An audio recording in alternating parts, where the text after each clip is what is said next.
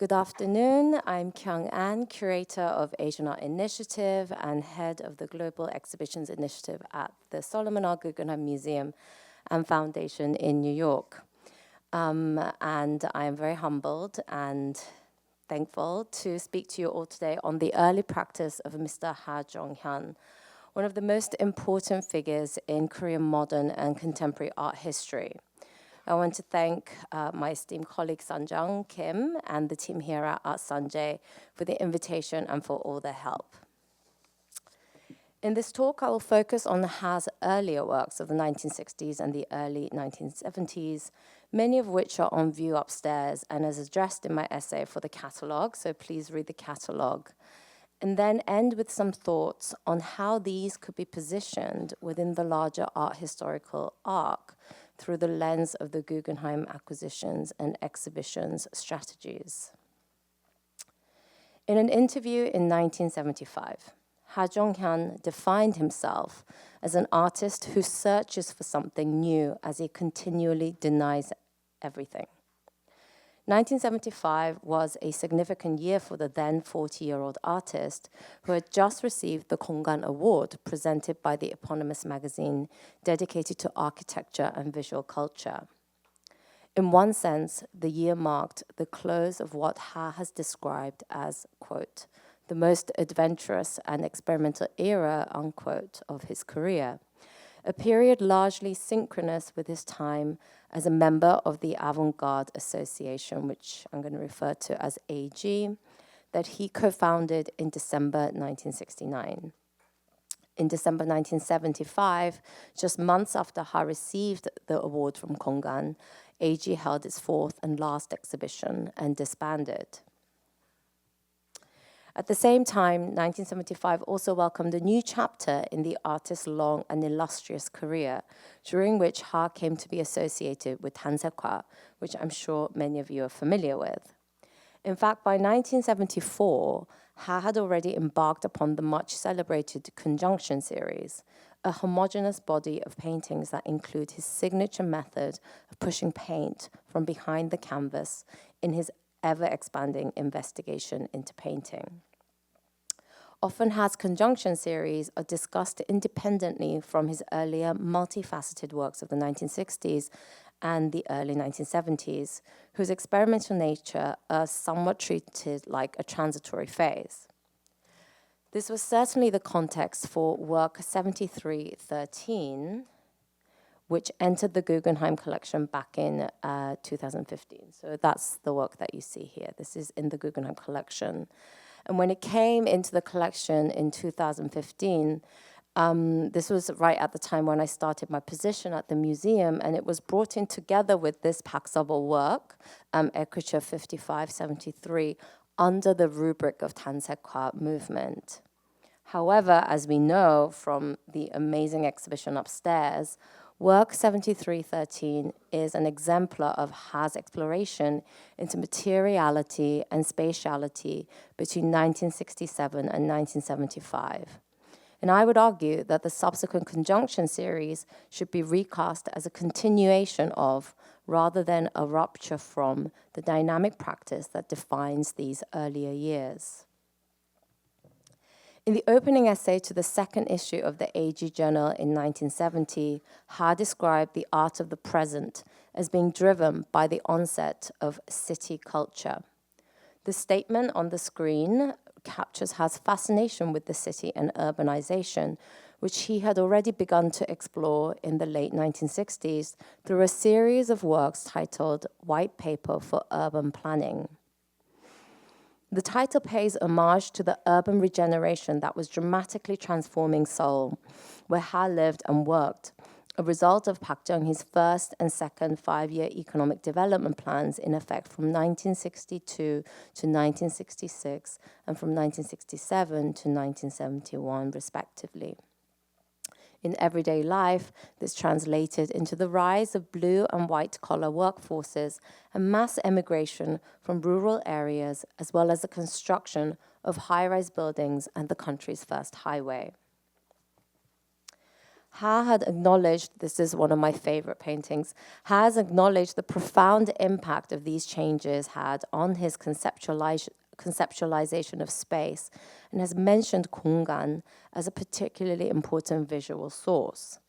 Compare, for instance, the 24-page special in September 1967 issue dedicated to the city to his work. Ha's composition formally emulates the bird's eye view of the swirling traffic intersections and the dense buildup of the apartment blocks seen in the spreads. The impact of the city's spatial transformation, elevating upwards as well as radiating outwards. So I have a picture of the work from the side view so you can really see the vertical uprise of the work, is palpable in his physical manipulation of the canvas, the bottom half of which is folded like an accordion, with the intervals becoming narrower with each ripple. The deeply set frame, which places the work within the canon of painting, further accentuates the relief-like element of the piece, which breaks free from the two-dimensional trappings of traditional painting. At the 12th Contemporary Artists Invitational Exhibition in 1968, Ha exhibited another work from the series executed that year. In a review of this important annual platform for artists, the show was presented as evidence of op art's arrival in Korea. Op art, which had gained traction in the early 1960s in Europe and Latin America as a new language in painting relying on geometric forms to manipulate optical effects, had gathered considerable momentum in Korea, an antidote to the overwhelming takeover of the gesture abstraction of the informel of the late 50s and early 1960s. Yet it is hard to situate the white paper for urban planning paintings wholly within the lineage of conventional op art by such figures as Bridget Riley or Julio Leparc. Rather, we could say the former elements hark back to colors and compositions found in Korean folk artifacts and architecture, as evident in a small body of Ha created in the late 1960s, like Naissance 967. This work is also in view upstairs. For this symmetrical cross-shaped work in orange and blue, Ha chose to cut the arms of the cross into thin strands and interweave them, erasing the boundaries between design, craft, and painting. This pronounced interest in traditional Korean culture was reflected in the practice of other artists like Lee Seung-taek, at a time when Park Chung-hee's nationalist cultural policies were being implemented through the deification of national heroes and the aggrandizement of historical events and national treasures through heritage conservation projects that took place alongside urban regeneration. At the same time, it reflects Ha's later contention that all sorts of efforts to conflate all fields, including painting, sculpture, architecture, and design, will in a synthetic environment expand the infinite scope of expression as expressed in the AG Journal in 1970.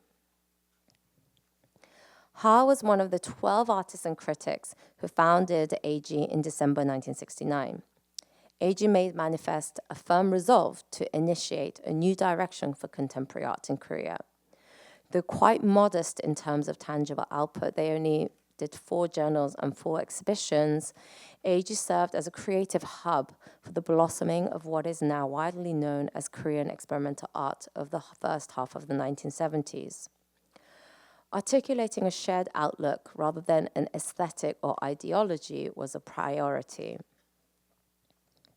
In the lead up to the first AG exhibition in December 1971, Ha showed a resolute move away from the canvas, beginning to experiment by appropriating materials from his surroundings, sometimes even weaving them back into the fabric of the city. For instance, in a work that would be described as an intervention today, Ha first poured small mounds of sand around the columns inside and outside the building on Hongik University campus, where he taught and kept his studio, and covered them with cement. On one occasion, and he, when I spoke to him, a few years ago, about this work, he said he did this intervention at least 3 times. He chose to intervene in the lobby of the building, housing classrooms and offices, which he recalled was usually empty. In another iteration, Ha targeted the same building's exterior, which was lined with reliefs of female nudes by the contemporary sculptor Lee Jong-gak. Ha's contemporary interventions playfully resisted categorization as sculpture or architecture. The ephemeral nature of Ha's modest modifications to architectural components further highlighted the notion of permeance and permanence attached to cement, the very material being employed to literally rebuild South Korea. It is not without irony that the building in which this intervention was staged was soon demolished. In 1971, cement featured again in Untitled. Ha's contribution to the 7th Paris Biennial when he exhibited as part of a group, a 3-person group termed Relational, with Kim Gurim and Liu Fan, who resided in Japan at the time. And this was in the group section of the biennial. You just see an example of the Liu Fan's work here on the right, which was included as part of the Guggenheim's retrospective of the artist back in 2011. For Untitled, Ha poured varying amounts of wet cement back into the packaging sacks and left them out to dry. He then cut the packaging to expose the solidified concrete, which had decreased in volume. The transfiguration of the cement from liquid to soil alluded to the subsequent evolution of its use value from cheap, brittle aggregates to the material foundations of architectural constructions. Untitled could not be more different from this work, Amulet, Ha's contribution to the Paris Biennial back in 1965.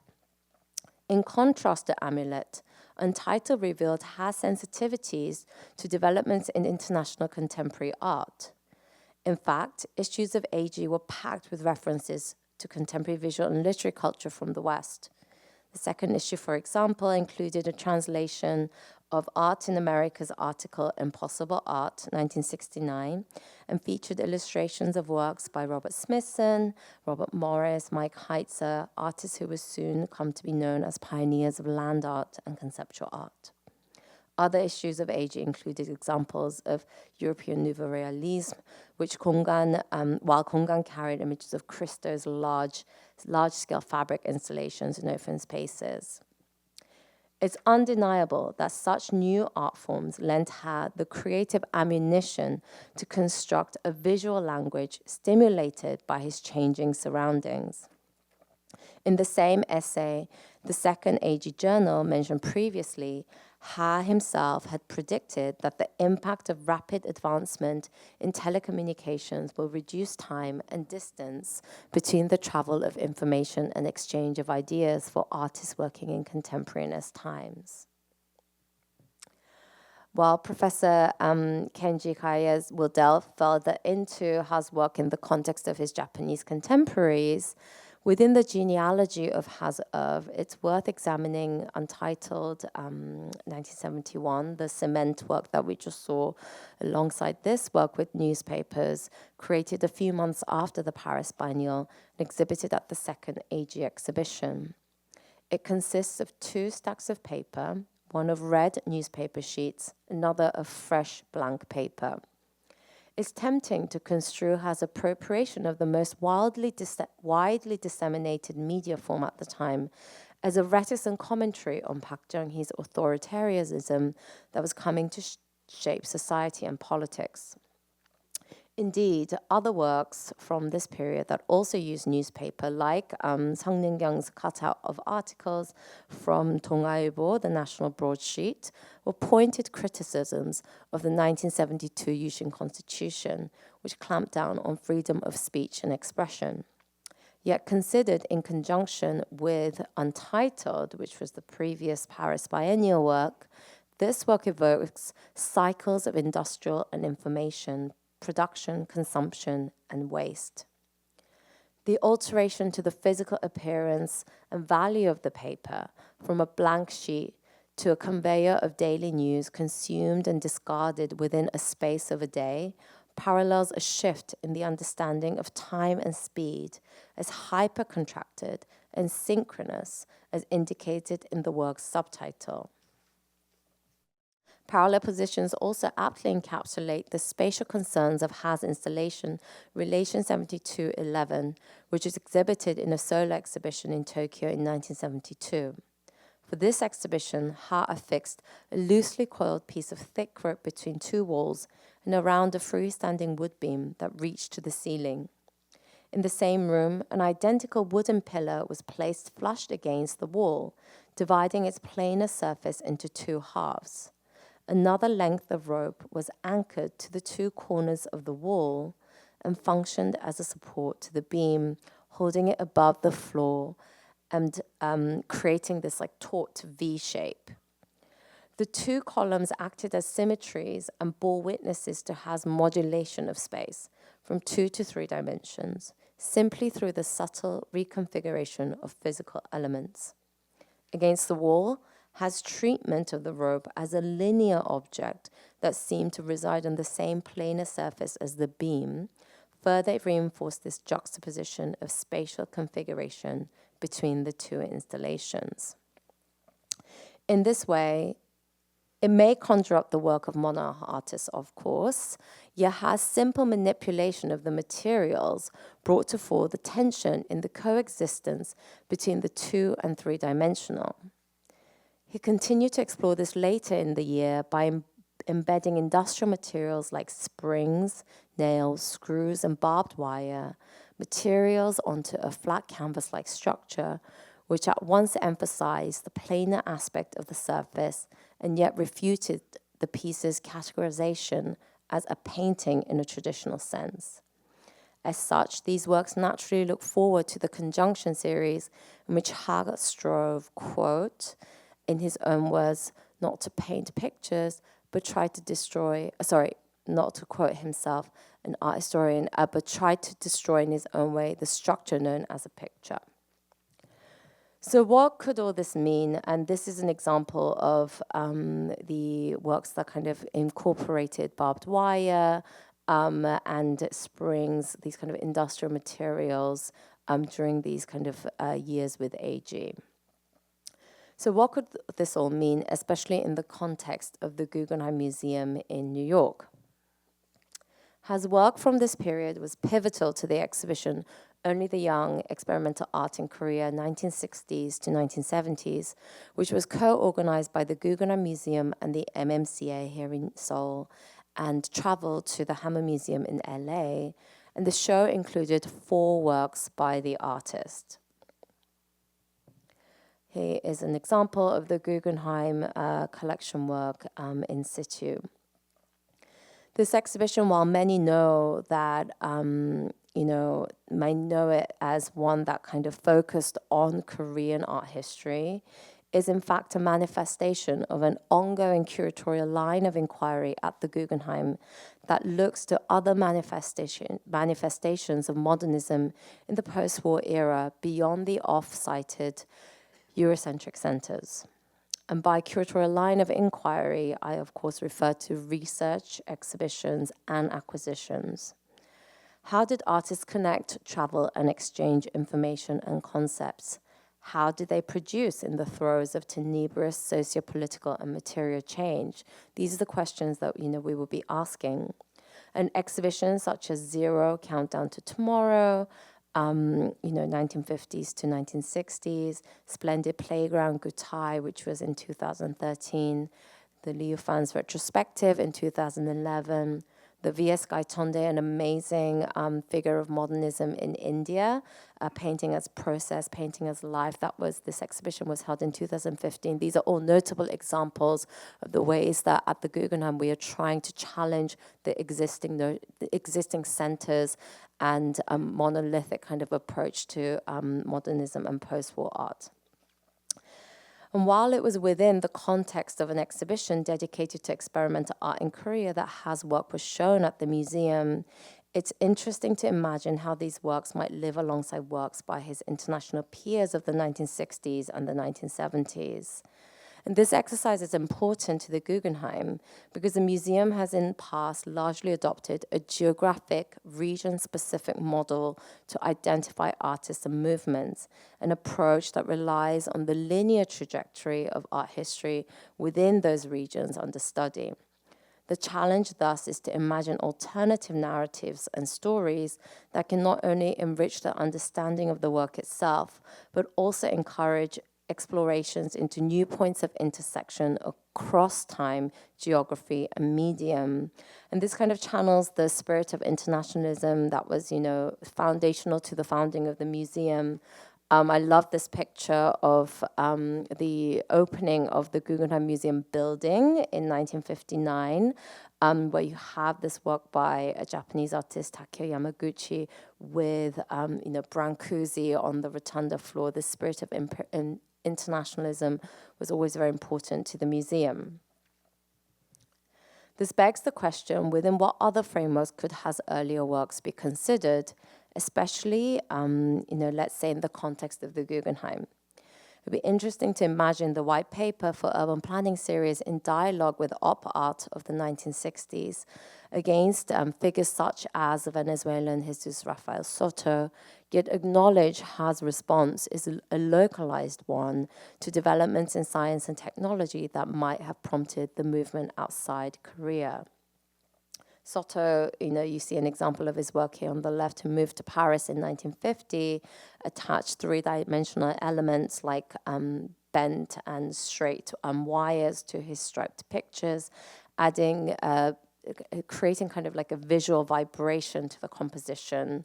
Similarly, has stripes and geometric stripes, and even physical manipulation of the canvas lend movement to the surface. And obviously, Soto moves on to kind of these larger scale sculptures, but always maintained an interesting dialogue with the materials. And I think that kind of interest in materiality also is very key. I'm also reminded of the lineage of the abstraction, in painting so fundamental to the mission of the Guggenheim Museum, acknowledging the complex channels through which abstraction in Western style painting came to Korea post-World War II through the French informel and the abstract expressionism of America. Has earlier forays into informel and subsequently more brightly colored geometric abstraction seen upstairs, opened the door to reimagining, the origins of abstraction, the emanation and reception of, and almost manipulation, appropriation of abstraction in kind of a global context. At the same time, Ha's white paper and urban planning series translate onto the canvas the velocity, palpitation, and hues of modernity. In that sense, it reminds me of the French office painting, Robert Delaunay's paintings of Eiffel Tower, a subject matter that allowed this artist to approach abstraction in space and movement while evoking a sign of modernity and progress. And in this sense, although they are decades apart, I think what we're trying to do is build these kind of narratives that cut across time and geography. Both artworks can be read as visual responses to new sounds and forms of the changing city that demanded a new form of representation by artists at the time.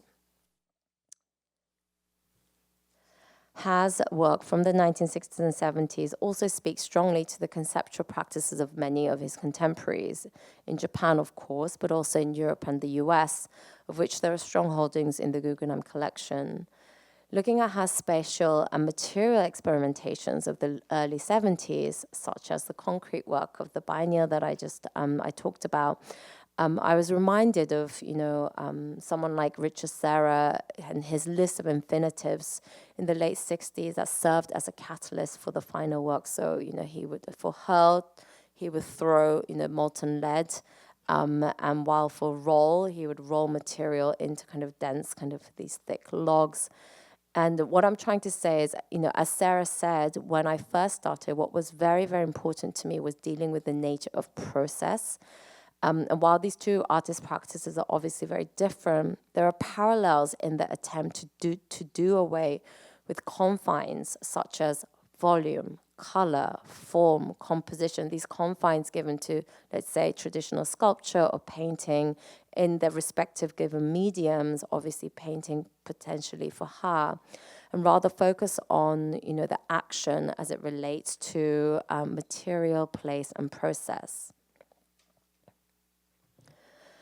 We can also think about artists who deployed raw materials and serialized forms as a means. So this is kind of another example.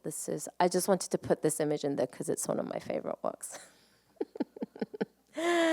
We can also think about artists who deployed raw materials and serialized forms as a means of engaging social and economic issues during these decades of widespread political upheaval in many parts of the world. For instance, American Maren Hassinger, I don't know if her work is very well known here in Korea, but her use of rope, she worked on the docks for a long time, referenced histories of enslavement and incarceration, while Senga Ngudi, you see on the right, chose pantyhose for its association with femininity, as well as what she called the elasticity of the maternal body. Likewise, the barbed wires in Ha's work of the early 1970s have also been interpreted as symbols of suppression and repression in 1960s and 1970s Korea, while the hemp or burlap that he used, which were actually used as bags to carry grains after the war, were, in Ha's words, a revolution against traditional canvas. This short exercise is not an attempt to delineate influence or impact. Rather, it's to illustrate that Ha's practice and work lend themselves to multiple narratives of art history and help complicate, expand, and discover new through lines and intersections across different times and spaces, all the while acknowledging specific sociocultural conditions of encounter and production. The aim is never an insertion, but an opening up. In this light, Ha's earlier works are valuable not only because they help us understand his later practice and the trajectory of Korean art history in the 20th century, but because they provide us with such opportunities to re-examine what we think we already know as we write the ever-expanding story of art. Thank you. 감사합니다. 네, 좋은 강연 준비해 주신 저희 안희경 선생님께 다시 한번 큰 박수 부탁드리겠습니다. 그리고